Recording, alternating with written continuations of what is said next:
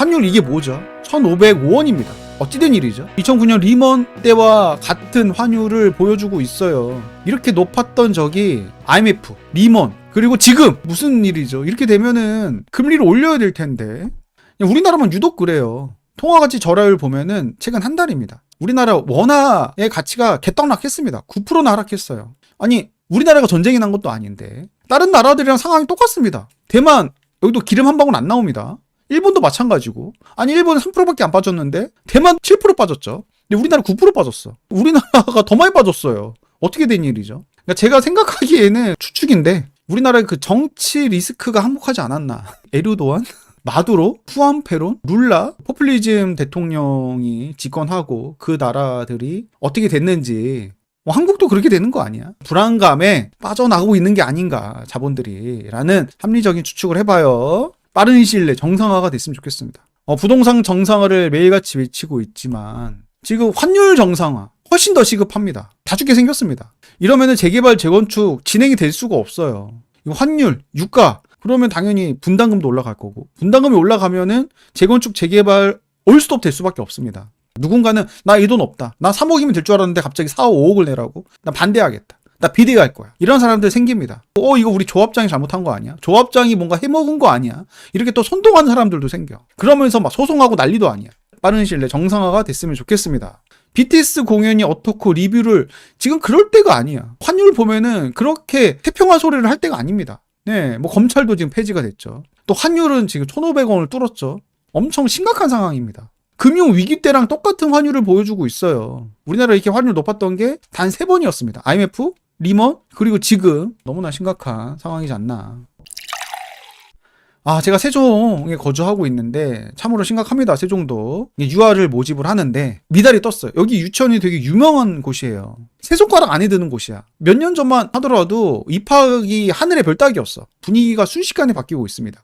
아무래도 5년 전, 6년 전에 팬데믹 때문에 아이를 많이 안 낳고 그 여파로 인해서 지금 신입생이 줄어든 결과로 이어지고 있긴 합니다. 그럼에도 불구하고 너무나 심각한 상황인 거는 맞습니다. 세종은 인구마저 줄어들고 있어요.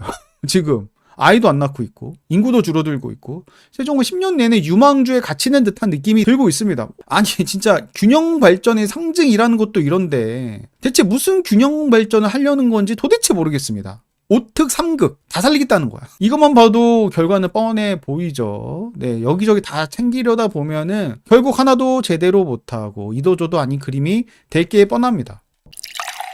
자, 황현희가 연일 화제인데 PD 수첩에서 이 인터뷰로 인해서 여론의 문매를 맞았습니다. 보유세가 나올 거라는 예상은 되죠. 근데 우리가 이 게임을 한번 해봤잖아요.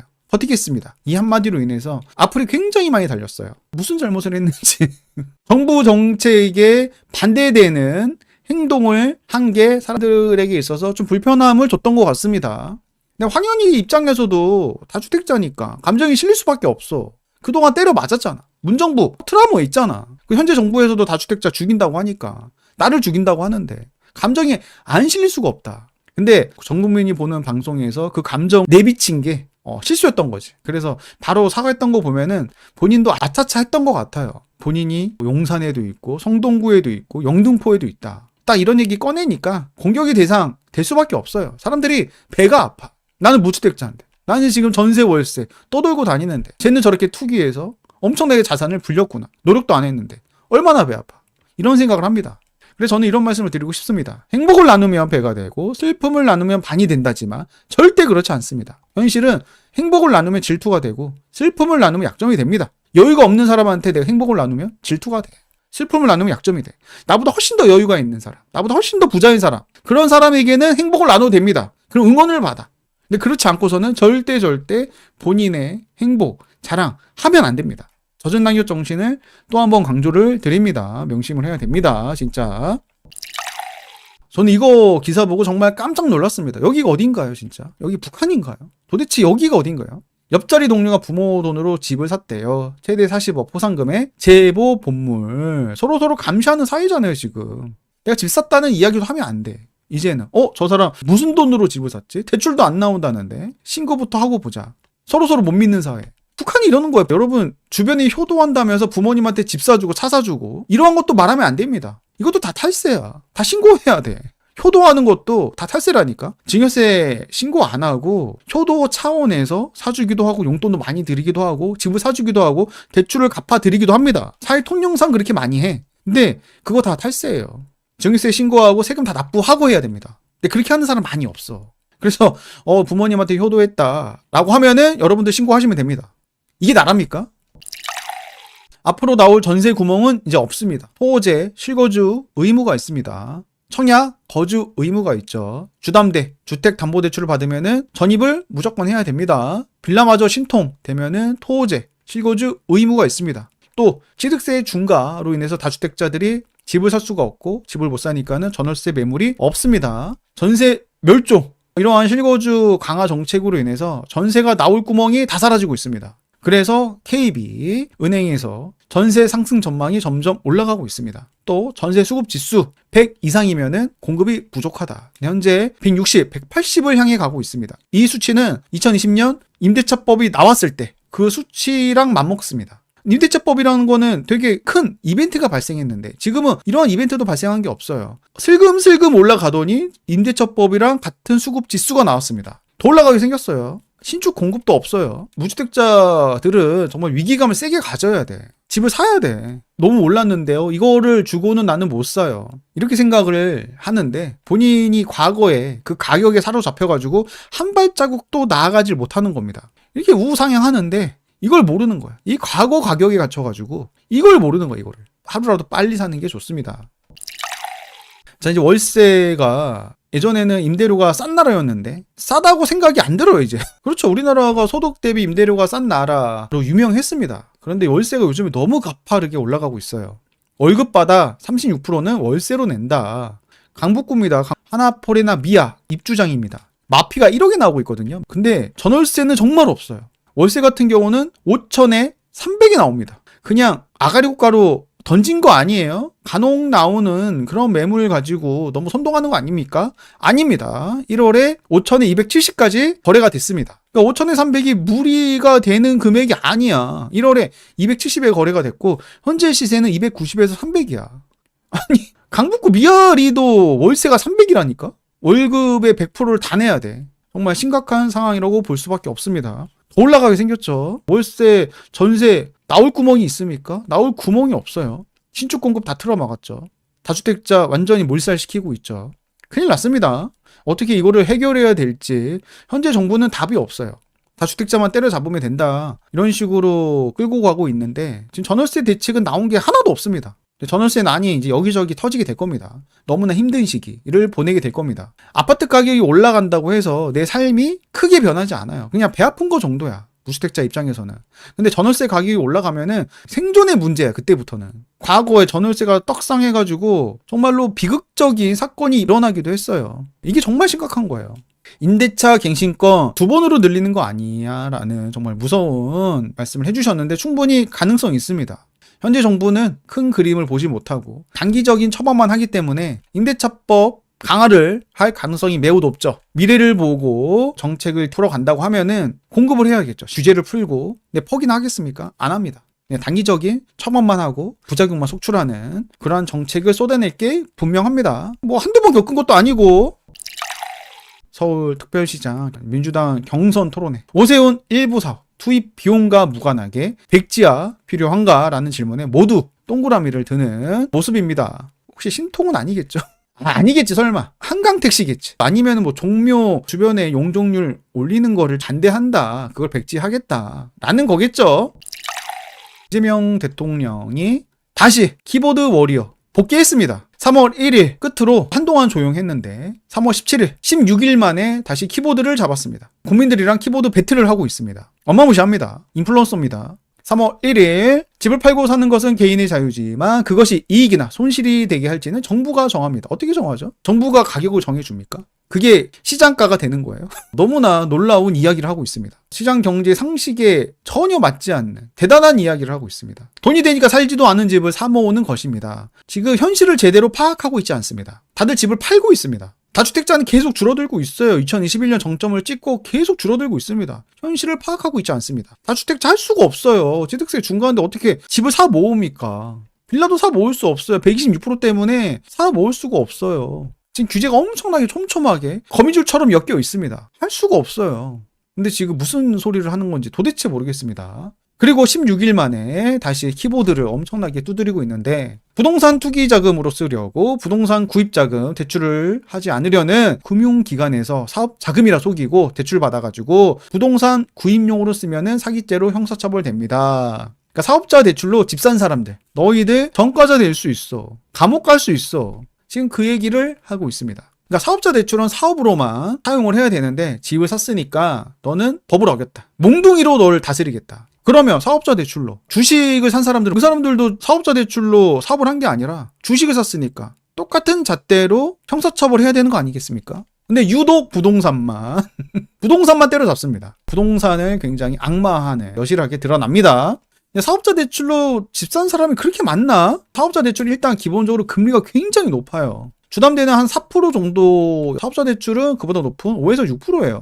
주담대는 30년, 40년인데 대출 기간이, 사업자 대출은 1년에서 2년밖에 되지 않습니다. 그래서 굉장히 불안하지. 만약에 집 가격이 하락한다고 하면은 일부 상한을 해서 연장을 해야 돼. 굉장히 리스크가 높아요, 사업자 대출은 기본적으로. 그래서 많지 않을 건데 일부일 텐데 그 일부를 잡으려고 국민들이랑 살벌하게 싸우고 있는 그러한 모습입니다. 통신 판매업으로 사업자 대출 많이 받더라고요. 맞습니다. 그리고 대출 강의하시는 분들이 사업자 대출도 많이 권장했던 것도 사실입니다. 80% 대출 해주니까 꾸준히 사업자 대출까지 활용하면은 레버리지를 정말 극대화해서 상급지 아파트를 살 수가 있으니까 그런 식으로 사업자 대출을 활용하시는 분이 간혹 있었을 거라 생각합니다. 그런 분들은 지금 발등에 불이 떨어졌지. 집을 팔던가 빨리 상환을 하던가 선택의 기로에 놓였습니다. 맞습니다. 편법은 절대 금지입니다. 편법은 절대 하시면 안 됩니다. 편법이 어떤 비법이고 틈새고 이렇게 생각하시는 경향들이 간혹 있는데 결국에는 다 골로 가요. 정도의 길로 가야 됩니다. 자, 현재 부동산 시장은 이렇습니다. 지금 금매들 모든 지역에서 소진되고 있습니다. 반포 부동산 중개사님이 이와 같이 말씀을 하고 있습니다. 잠실은 신고가를 찍고 있습니다. 잠실, 와, 진짜 대단합니다. 잠실이 수도권 부동산 시장의 풍향계입니다. 엘스 리센츠가 31억, 32억, 37억에서 어마무시하게 많이 빠졌어요. 그게 지금 35억, 36억 이렇게 거래가 되고 있습니다. 순식간에 반등을 하고 있어요. 근데 반포는 그 정도까지 회복은 안 됐습니다. 반포 압구정은 여전히 급매물이 있는데 지금으로부터 한 달 남짓 남았습니다. 급매 타이밍. 반포도 얼마 안 남았습니다. 압구정도 얼마 안 남았고 반포도 얼마 안 남았어요. 반포는 한 5억 정도 하락했고 압구정은 10억 이상 하락했습니다. 좋은 기회를 잘 잡으셨으면 좋겠는데 워낙에 투자금이 많이 들어가다 보니까는 쉽사리 도전하는 게 어렵습니다. 최소 투자금이 20억 이상은 있어야 되니까. 현재 부동산 시장은 이렇습니다. 서울 0.31 연이에 강도 높은 메시지를 남기고 부동산 하락을 시키려는 정부의 의지와는 상관없이 제 갈 길 가고 있습니다. 양도세 중과 유예가 끝났는데도 불구하고 하락으로 전환이 안 되고 있습니다. 0.3%대를 유지하고 있어요. 엄청난 체력 아니겠습니까? 물론 강남 쪽은 하락하고 있어요. 그런데 강북 쪽은 오히려 상승하고 있습니다. 10억 내외 아파트들은 굉장히 강세야. 굉장히 견고합니다. 강서구도 마찬가지고 노원, 강북구, 은평구, 관악, 금천, 구로 강세입니다. 재밌게도 부동산 원은 하락하는 곳들이 속출하고 있거든요. 그래서 서울은 0.05, 0.25에서 쭉 상승률이 둔화되고 있습니다. KB는 지금 유지가 되고 있는데 2월 12일 정부가 공식적으로 양도세 중과 유예가 종료가 된다. 그때부터 금매물들이 많이 나오고 부동산 시장이 꺾이는 곳들도 있습니다. 상급지는. 근데 서울 평균 KB는 상승률이 유지가 되고 있는데 부동산 원은 상승률이 큰 폭으로 둔화가 되고 있어요. 심지어 하락하는 곳들도 속출하고 있습니다. 굉장히 온도차가 다르죠. 문재인 정부 때 부동산 원만 이게 충성적으로 통계를 조작하는 그게 드러났습니다. 꼭 그거를 보는 듯한 느낌이 들어요. 뭐 그러진 않겠지만 또 한 번 기시감이 드는 그러한 상황이다. 그럴 수밖에 없는 게 부동산 원은 하락하는 곳들이 있고 KB는 굉장히 시뻘겋게 달아오르고 있는데 여기는 연합니다. 부동산 원은 아무래도 정부기관이다 보니까 여기는 민간이고 정부기관이다 보니까 정부의 눈치를 보는 게 아닌가 합리적인 의심을 해봐요. 뭐 아니겠지 설마 그때 통계 조작해서 걸렸는데 또 한번 같은 실수를 안 하겠지. 2주 전부터 분위기가 확실히 바뀌었어요. 하루하루가 급박해요. 부동산 사장님들은 긴박하게 브리핑을 합니다. 지금 상황이 바뀌었습니다. 급매물 없습니다. 매도자들이 이제 급하지 않습니다. 매도자들은 팔려다가 다시 보유하는 쪽으로 마음을 굳혔습니다. 전화해보세요 진짜. 공통된 의견을 여러분들도 똑같이 들을 수가 있습니다. 반포도 분위기 바뀌었고 압구정도 마찬가지고 최상급지가 분위기가 확 변하는 게 느껴집니다. 다시 최상급지가 과거만큼 막 달리기는 어려울 수 있겠지만 그래도 슬금슬금 상승한다면은 전반적으로 수도권 상승 압력이 커질 수 있다. 2월 12일을 지방도 살짝 주춤하기 시작했습니다. 왜냐면은 서울에 정말 좋은 기회가 왔어. 나는 지방에 두세 채 보유하고 있어. 그럼 지방 팔아버리고 무주택자 지위 획득한 다음에 서울 상급지 갭투자하고 싶지 않겠습니까? 서울 갭투자 길이 열렸는데 언제 열릴지 모르는데 현재 정부 내에서는 이러한 기회가 다시는 열릴 것 같지 않은데 그러면은 지방을 팔겠죠. 그 지방도 상승하다가 다시 하락하는 곳들이 생기고 있어요. 2월을 기점으로 해서 지방이랑 강남 일부 좀 잡고 서울 중하급지를 엄청나게 올리고 있습니다. 현재 정부의 의도가 이건가요? 손대면 손댈수록 부동산은 산으로 갑니다. 이번에도 증명됐다. 서민들만 족쳐놨다. 아파트 보유자는 내려가길 바라고 비아파트 보유자는 올라가길 간절히 바라는 그 공시가가 발표가 됐습니다. 서울이 많이 올랐습니다. 서울 평균 18% 올랐습니다. 왜냐하면 서울이 시세가 많이 올라갔으니까 공시가도 그에 따라서 많이 올라갔다. 강남 상구가 특히 많이 올라갔습니다. 서울 고가 아파트 보유세 시뮬레이션 이 표 다들 보셨을 겁니다. 원베일리 국민평형 34평 한 채 보유하고 있으면 과거 보유세 1,800만 원에서 2,800만 원으로 어마무시한 보유세 인상. 야, 2,800이면 거의 매달 한 250만 원씩 내야 돼. 월급이야. 근데 이게 더 올라가게 생겼죠. 근데 공정시장 가입 비율이라든지 공시가 현실화율, 세율을 건드렸다든지 이런 게 전혀 없어요. 그냥 공시가만 살짝 올렸는데 보유세가 미친듯이 떡상했습니다. 60-70% 미친듯이 떡상했어. 여기에 공정시장 가입 비율 건드리고 공시가 현실화율까지 건드리면은 훨씬 더 많이 올라가겠지. 현재 공시가율이 69%고 공정시장 가입 비율은 60%거든요. 이거를 이제 건드리는 순간에 2배, 3배 그 이상 보유세가 개떡상합니다. 근데 세율을 건드리지 않고 공시가 현실화율이라든지 공정시장 가입 비율은 대통령 시행령으로 얼마든지 지금 당장이라도 고칠 수가 있습니다. 근데 이렇게 되면 문제가 뭐냐면은 주택 가격이 올라가지도 않았는데 내 주택은 하락했는데 보유세가 올라가는 그런 결과가 생길 수 있어. 그 사람들이 열받을 수밖에 없습니다. 아니 내 주택은 오히려 하락했는데 보유세를 이렇게 올린다고? 그래서 현재 정부에서도 그냥 시행령으로 단순하게 공시가 현실화율 이런 거는 못한다. 세밀하게 해야 됩니다. 다주택자 아니면 고가 1주택자 세법을 고쳐야 돼요. 근데 이거는 생각보다 오래 걸립니다. 그사세 에테르노 청담 보유세가 2억 7천에서 4억 1천 내년에는 더 뛴다고 합니다. 보유세만. 근데 여기가 전용 면적이 한 200평 정도 돼요. 200평 정도 되는데 4억 1천만 원씩 보유세를 냅니다. 월세를 보니까는 그의 면적의 절반 되는 한 100평 정도 되는 그 월세가 5,200입니다. 연 6억 냅니다. 월세가 훨씬 더 비싸다. 이렇게 됩니다. 보유세를 올리면 올릴수록 월세는 그거보다 더 높게 시세가 형성될 수밖에 없습니다. 이거는 그냥 정해진 미래다. 막대한 보유세를 내가면서 월세를 줄 사람은 없으니까. 그래서 보유세보다 월세가 더 높아질 수밖에 없는 겁니다. 아무튼 공시가격 열람 다들 해보셨을 텐데 저도 공시가격 열람을 했습니다. 보유 비아파트들 전년 대비 평균 무려 12.5% 올랐습니다. 개떡상했어요 진짜. 그동안 계속 공시가가 하락해가지고 역전세 때문에 다들 힘들었을 겁니다. 저 역시 마찬가지고. 근데 이번에 대폭 올랐습니다. 작년에도 살짝 올라가긴 했는데 이번에 정말 많이 올라갔어요. 역전세로 깨지고 전보로 나아가 끝내 이겼습니다. 이제 전세 보증금 엄청나게 올릴 겁니다. 저는 그동안 계속 낮췄는데 다 죽었습니다. 하지만 저는 임대사업자라서 떨어질 때 상한이 없지만 올릴 때는 5% 상한에 걸립니다. 이게 진짜 뭔지 모르겠어요. 떨어질 때 상한이 없어. 떨어지면 그냥 무작정 역전세를 내가 감당해야 돼. 올리려고 하면 직전 거래가 대비 5%밖에 못 올려. 피눈물 나요. 미아동 1370세대 전세가 없어요. 반대타는 3500세대인데 전세 매물이 하나도 없습니다. 정말 전세가 미친듯이 삭제되고 있어요. 서울, 경기, 세종, 대전, 부산, 대구, 울산, 광주. 근데 서울뿐만 아니라 다른 곳들도 매물이 증가하고 있습니다. 서울이 양도세 중과가 적용되는 지역인데 다른 지역들은 양도세 중과가 적용되는 지역이 아닙니다. 그래서 다른 지역이 매물이 굳이 늘어날 이유가 없어요. 어차피 5월 9일 이후에 팔아도 양도세 중과가 아니니까 매물이 굳이 지금 시점에 늘어날 이유가 없거든. 그런데 아까 말씀을 드렸다시피 서울에 급매물이 나오니까 팔고 가고 싶은 거야. 지방을 팔고 가고 싶은 거야. 현재 정부가 지방을 잡았다. 서울 집값을 잡으려고 하다가 서울 중저가 시장을 데려올리고 지방 시장을 잡았다. 5년 내내 하락하는 지방 시장을 또 잡았다. 지방 가격이 너무나 매력적이에요. 현재 지방 물건 늘어나고 상승률이 둔화되고 있는데 일시적인 현상이라고 생각합니다. 지방도 올라갑니다.